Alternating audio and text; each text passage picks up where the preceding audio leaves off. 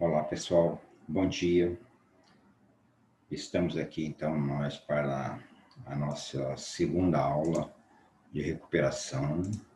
Então vamos começar aqui, nós já tivemos uma, agora nós vamos então para essa segunda aula, aula 2, então essa recuperação final.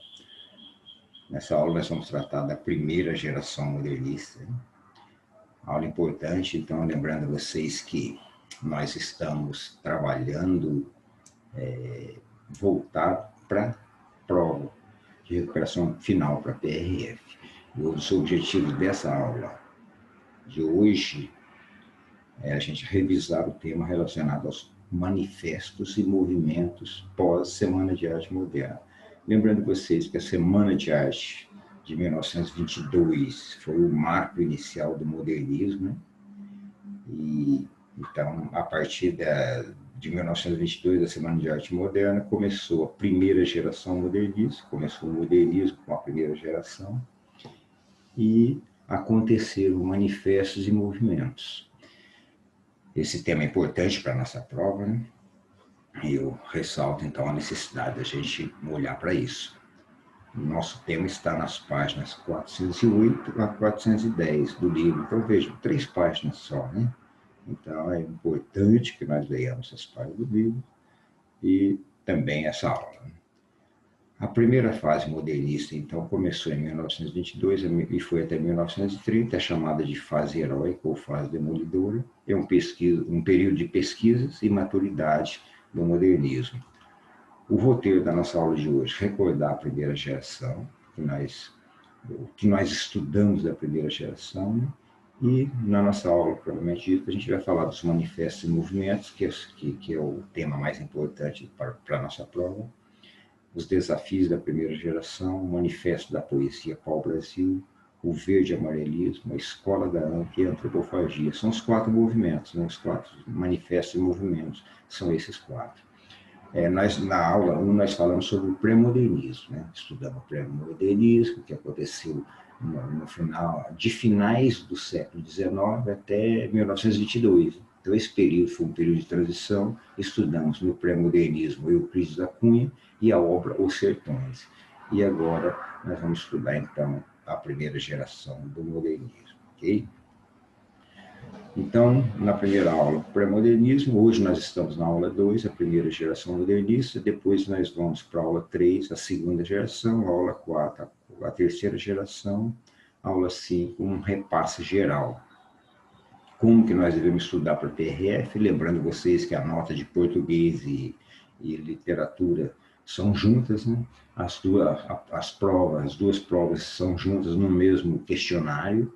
Então, vocês têm que estudar o português e estudar também a literatura. Não deixem uma ou outra para trás, porque vocês são prejudicados nas duas. Então, por isso, nós temos que estudar as duas. E se vocês estão assim, com uma maior dificuldade, por exemplo, em português, e vocês esquecerem de estudar a literatura, acaba que não adianta estudar só o português, porque a nota de mal de literatura, a nota má de literatura pode puxar para baixo a nota de português. Mas, na verdade, vai acontecer o contrário, né? Vocês estudando literatura, uma nota boa de literatura ajuda a puxar de português para cima, né? Então, não deixe de estudar. Como que nós devemos estudar? Primeiro, vendo a videoaula. Segundo, olhando os slides dessa mesma videoaula que vai estar junto lá na área de literatura, e vai estar num bloco chamado recuperação final, né? Então, vocês olham a videoaula, olhem os slides e leiam as páginas do livro que nós estamos indicando aqui para vocês, ok? Lembrando que vocês têm que entrar na área do português, que tem o bloco lá de recuperação final, e também na área de literatura, que é aqui que vocês estão olhando, né? Que tem esse bloco com o nosso material, ok? Bom, na primeira geração, nós vamos estudar, então, o que interessa para nós são os manifestos e os movimentos. O que é um manifesto, né? É um gênero discursivo de natureza argumentativa, uma declaração pública de princípios e intenções e destina-se a demarcar um posicionamento. Então surgiram 4 manifestos e movimentos na primeira geração, e cada manifesto desse, que era lançado por alguns artistas, né, o manifesto ele dizia, olha, nosso manifesto que tem esse nome, nosso objetivo é fazer isso, nós somos modernistas e queremos mudar, queremos fazer algo diferente, nós queremos fazer dessa ou daquela maneira. Então, cada manifesto tem a sua posição, o seu posicionamento, a sua intenção. Então, nós precisamos saber o que cada manifesto, o nome de cada manifesto e qual que era a proposta deles. Essa questão nossa na PRF, ela é discursiva, então vocês precisarão não só olhar, decorar o que cada manifesto pretendia, mas vocês têm condições de falar sobre isso. E é lógico, resumidamente, vocês não se preocupem que tem que dizer tudo que o manifesto se propunha. Não, vocês têm que dizer em linhas gerais qual era a ideia, qual era a intenção desses manifestos, ok? Vamos adiante. Os desafios da primeira, quando começou a primeira geração modernista, eles tinham desafios, né? A partir da semana de 22, que é lançado o modernismo, então o modernismo ele vem com ideias novas, revolucionárias, ideias chocantes, né? E eles tinham que divulgar as obras e ideias modernistas, porque a Semana de Arte ela foi restrita a São Paulo, né? Então, a intenção dessa primeira geração, o desafio era expandir essas ideias, aprofundar as questões estéticas, solidificar esse movimento renovador, reconstruir a nossa cultura em bases nacionais, porque a nossa arte era muito voltada para a arte estrangeira, né? Então, um dos principais objetivos do modernismo é até reconstruir a nossa cultura em bases nacionais. E um dos objetivos também, um dos desafios do modernismo, da primeira geração, revisão crítica da nossa história e tradições culturais, e eliminar o nosso complexo de colonizados. Então, vejo que eram grandes desafios da primeira geração. O primeiro manifesto é chamado Manifesto Pau-Brasil, foi lançado por Oswald de Andrade, e ele propõe uma literatura brasileira de exportação, que nós deixássemos de ser somente importadores de artes, mas que nós passássemos também a exportar. Então, literatura brasileira de exportação, olha o nome, Manifesto Pau-Brasil. Lembram que o nosso primeiro produto de exportação foi o Pau-Brasil? O Pau-Brasil é um produto nacional, um produto nosso, intimamente brasileiro. Então, foi o nosso primeiro produto de exportação, então o Manifesto Pau-Brasil, no próprio nome, ele já traz isso. Foi lançado em 1924, com essa ideia de literatura brasileira de exportação. E mostrar a realidade e a cultura brasileira, exportar como? Mostrando a nossa realidade, a nossa cultura, uma arte genuinamente nacional. Irreverência, revolta e anti-academismo, ou seja, não é aquela arte rebuscada, formal, acadêmica, não. Algo bastante reverente, algo crítico e anti-acadêmico. Uma revisão crítica da nossa história, da nossa cultura e a valorização das riquezas e contrastes da nossa cultura. Então, exportar aquilo que é genuinamente nosso, a nossa riqueza, né, cultural. Esse é o Manifesto Pau-Brasil, o primeiro dele, lançado em 1924.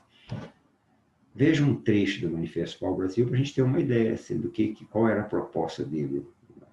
O manifesto é algo escrito, uma ideia escrita. Então, lá eles colocaram a língua sem arcaísmo, sem erudição, né? Natural, neológica, ou seja, aquela língua que cria a palavra, né? A contribuição milionária de todos os erros, aquela fala errada do povo, né? Ela entra na cultura. Como falamos, como somos, da maneira como falamos, da maneira como somos. Isso aqui é anti-academismo, né? Ao invés de uma língua acadêmica, uma língua com os erros de fala. Não há luta na terra de vocações acadêmicas. Uma única luta, a luta pelo caminho. Dividamos poesia de importação e a poesia pau-brasil de exportação, né? Então, se nós importamos poesia, vamos exportar nossa poesia pau-brasil. Isso aí é um trecho do manifesto. Então, isso é o pau-brasil. Vamos por outro? Um exemplo do manifesto pau-brasil, do que nós podemos captar dele.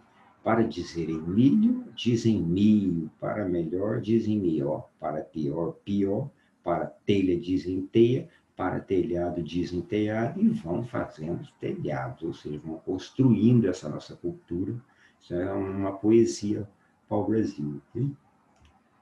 Verde e Amarelismo, um segundo movimento, em 1926.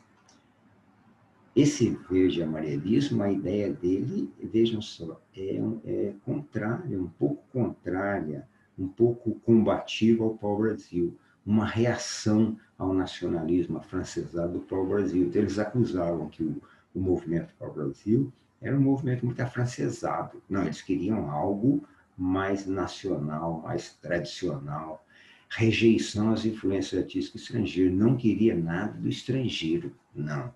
Uma proposta de um nacionalismo puro, primitivo e ufanista. Ufanista é quando se orgulha demasiadamente do nacionalismo, né? Se orgulhar demasiadamente de algo. Então, olha só, o nacionalismo puro e primitivo é a frase-chave do verde amarelismo, né? É reação. Então, o que nós poderíamos assim falar de mais importante sobre o verde amarelismo? Primeiro, é uma reação contra o Manifesto ao Brasil. Segundo, um nacionalismo puro e primitivo, com excesso de orgulho, ufanista. Ele tinha uma certa inclinação ao nazifascismo e, vejam só, gente, importante, depois são 4 manifestos, né? O último deles é a Escola da ANTA, mas a Escola da ANTA é uma transformação do verde-amarelismo. O verde-amarelismo, em 1926, e em 1927 aparece o Manifesto Escola da ANTA, que é simplesmente uma transformação do verde-amarelismo. Okay?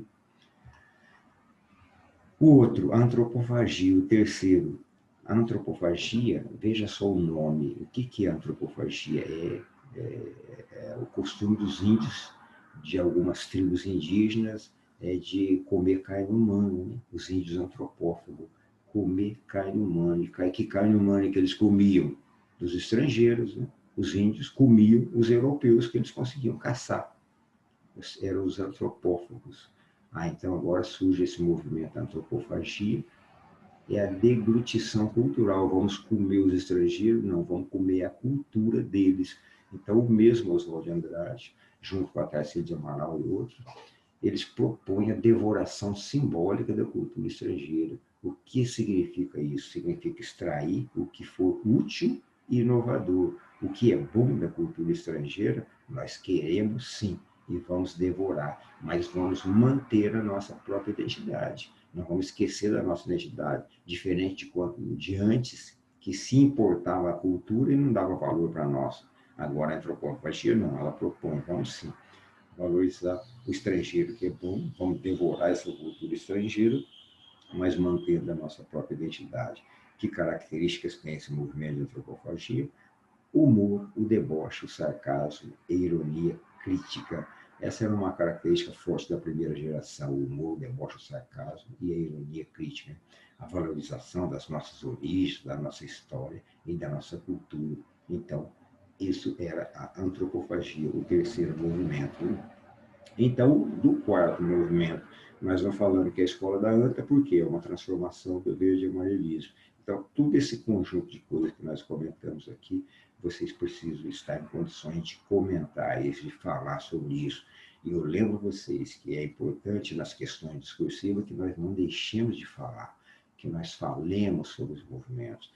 Quando vocês escrevem das questões discursivas, procurando escrever coerentemente dentro daquilo que vocês estudaram, que vocês aprenderam, ajude o professor na correção. Né? O professor tem material para ele corrigir. Nós vamos torcer para que vocês saiam bem na prova, para que vocês consigam, né? E para que vocês tirem a nota que vocês precisam, e assim nós vamos estar junto com vocês nesse período e vamos conseguir ser aprovados, ok? Gente, então muito obrigado e uma boa prova para vocês.